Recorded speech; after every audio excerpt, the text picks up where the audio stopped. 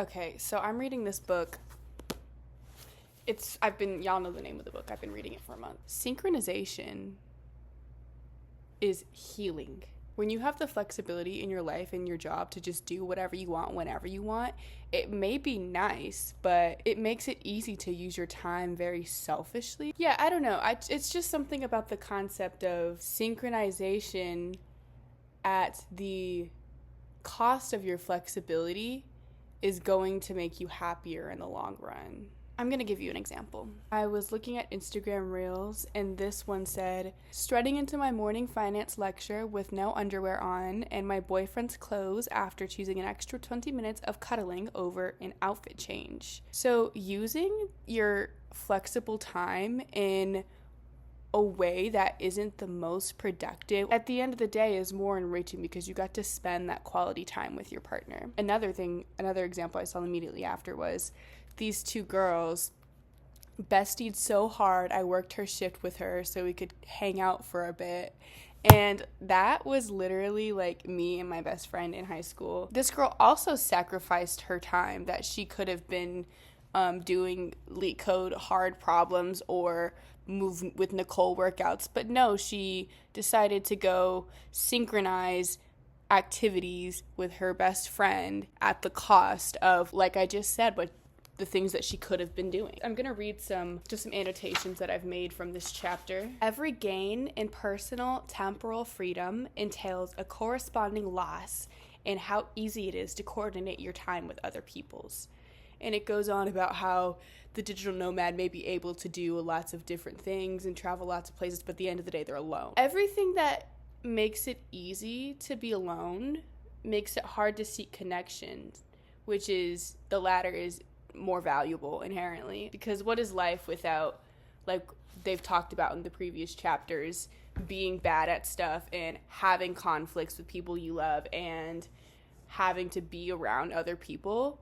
It's really nothing. It's a meaningless life. And I think, honestly, that's probably why I'm depressed right now, because I live alone and my work is super fucking flexible and my office is 2 minutes away from my house, and it's just like I can literally do whatever the fuck I want. Like, there's no boyfriend to answer to. There's, like, no parents or to answer to. There's no siblings to take care of. And I can just literally do whatever I want. They tell a story here about how in the Soviet Union, at one point, Joseph Stalin wanted to literally re-engineer the way that time works by making a 5-day week, and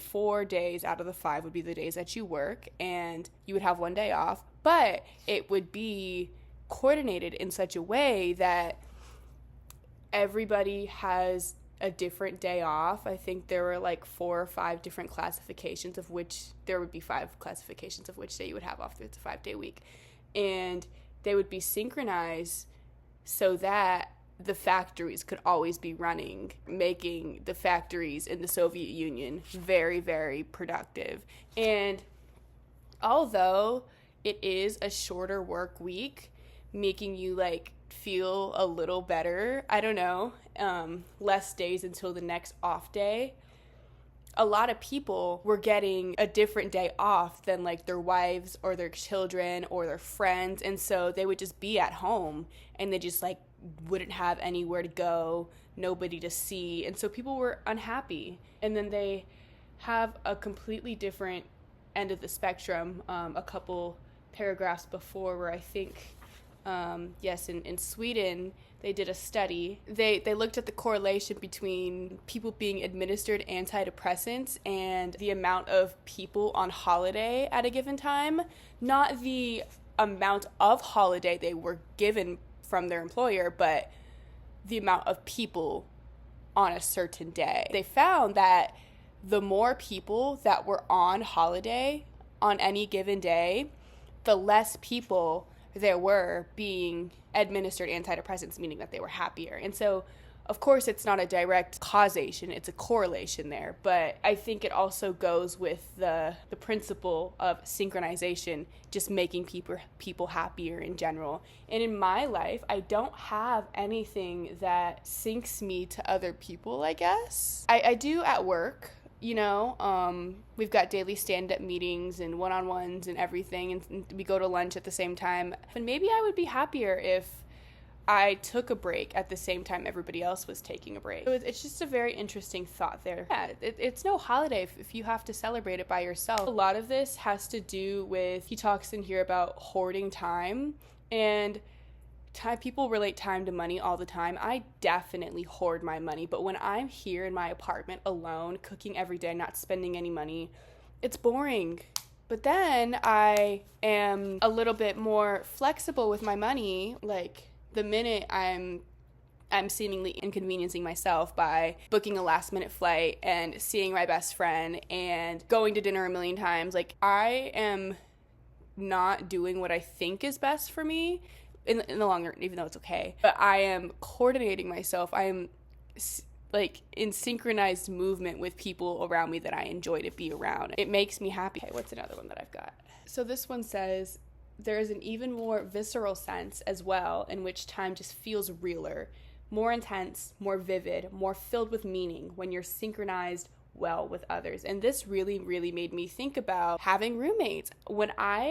If I were to live in like a house with 2 or 3 other girls, and we obviously don't have to do everything together, but I have to like obviously do my dishes and like not be loud as fuck at night. And I'm sure that I would eventually fall into their habits and they would fall into mine. That synchronization, even though it would sometimes cause conflict, would make life more meaningful, which I'm also realizing in like the past things that I've said. I've literally told people connections and relationships are nothing if they don't have any conflict, because if it's perfect all the time and you're not like, here's how I can explain it. If you are in a relationship, like a friendship or anything, and it's just perfect the entire time, yes, it's moving this way, but it's not moving this way. And so although it's a good friendship, you're not getting any deeper and you're not reaching new levels of friendship. And so it's kind of like the less metaphorical surface area, the less meaningful it is, and the more shallow the friendship is. So yeah, it comes to a conclusion at the end. It makes another comparison to like the history that I don't really understand, so I kind of skimmed through it. It says, for one thing, you can make the kinds of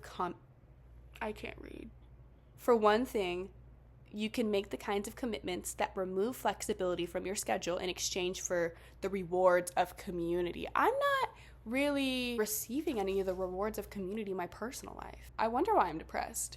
Anyways, yes, you can grasp the truth that power over your time isn't something best hoarded entirely for yourself, that your time can be too much your own. Yes.